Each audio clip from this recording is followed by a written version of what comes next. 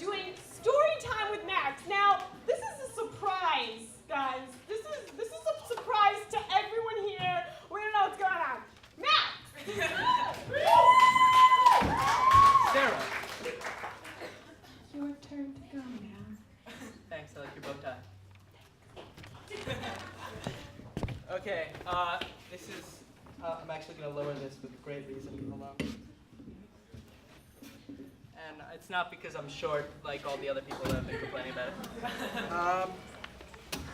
Although I am. Okay, there was actually a little typo. This is not story time with Max, but story timed with Max. So I have 4 minutes to give you as much of a story as I can. So I took a hint from Emily Glazer, who went before. And I have for you guys Chapter 1 of Winnie the Pooh. I also have this.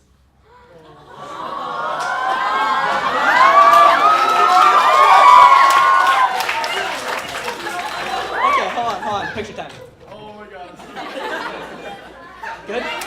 Over here. Anytime, Sharon, anytime. Oh, do we have one here too? Yeah. Okay. All right, anyway, yeah, I have to get this going because I only have a certain amount of time to do this. So I'm going to do as much as I possibly can in 4 minutes. The reason why I moved this little one over here was because I'm setting on my iPod a timer for 4 minutes that will in fact go off at that time. And then I'll just have to stop. And if you're going to want to hear more, you're going to have to go and buy the book. Sorry. So here, I'm starting this right now. You know what?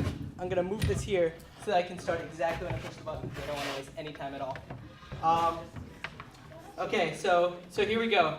This is Chapter 1, in which we are introduced to Winnie the Pooh and some bees, and the stories begin. Timer starting now. Oh, nope, now. Okay.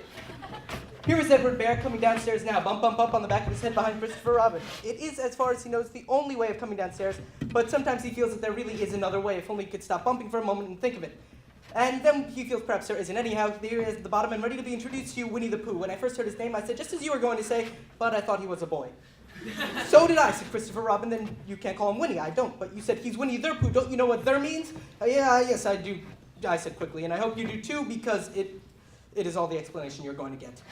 Sometimes Winnie the Pooh likes a game of sorts when he comes downstairs, and sometimes he likes to sit quietly in front of a fire and listen to a story. This evening, what about a story, said Christopher Robin. What about a story, I said. Could you very sweetly tell Winnie the Pooh one? I suppose I could, I said. What sort of stories does he like?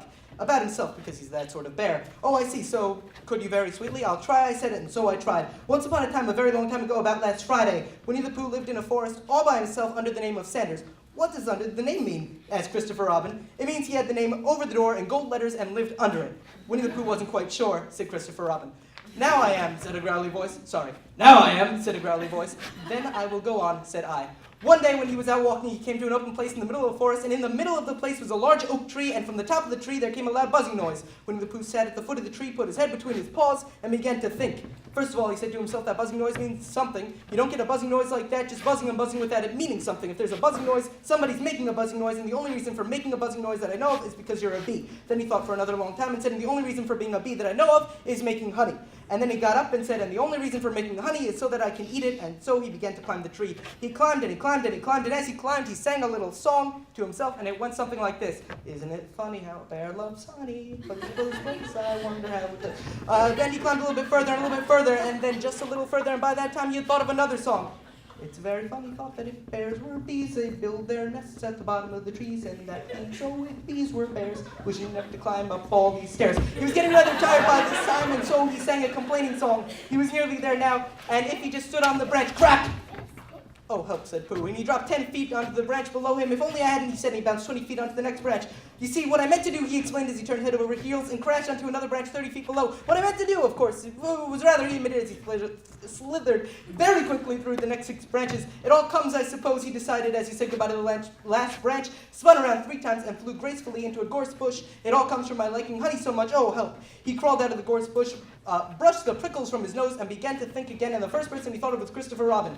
Was that me? Said Christopher Robin in an awed voice, hardly daring to believe it. That was you. Christopher Robin said nothing, but his eyes got larger and larger, and his face got pinker and pinker. So Winnie the Pooh went round to his friend Christopher Robin, who lived behind a green door in another part of the forest. Good morning, Christopher Robin, he said. Good morning, Winnie the Pooh, said you. I wonder if you've got such a thing as a balloon about you. A balloon? Yes, I said to myself, just coming along. I wonder if Christopher Robin has such a thing as a balloon about him. I just said it to myself, thinking of balloons and wondering what you want a balloon for. You said.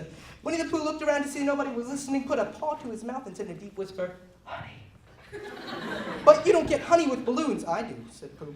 Well, it just happened that you had been to a party the day before at the house of one of your friends, Piglet, and you had balloons at the party. You had a big green balloon, and one of Rabbit's relations had a big blue one and had left it behind, being really too young to go to a party at all. And so you had brought the green one and the blue one home with you. Which one would you like, you asked Pooh, and he put his head between his paws and thought very carefully. It's like this, he said. When you go after honey with a balloon, the great thing is not to let the bees know you're coming. Now, if you have a green balloon, they might think that you're part of the tree, and they wouldn't notice you. But if you have a blue balloon, they might think you're part of the sky and not notice you. The question is, which is most likely? Wouldn't they notice you under the balloon, you asked? They might or they might not, said Winnie the Pooh. You can never tell with bees. He thought a moment and said, I shall try to look like a small black cloud. That will deceive them. Then you had better have the blue balloon, he said, and so it was decided. Well, you both went out with the blue balloon, and you took your gun with you just in case, as you always did, and Winnie the Pooh went into a Go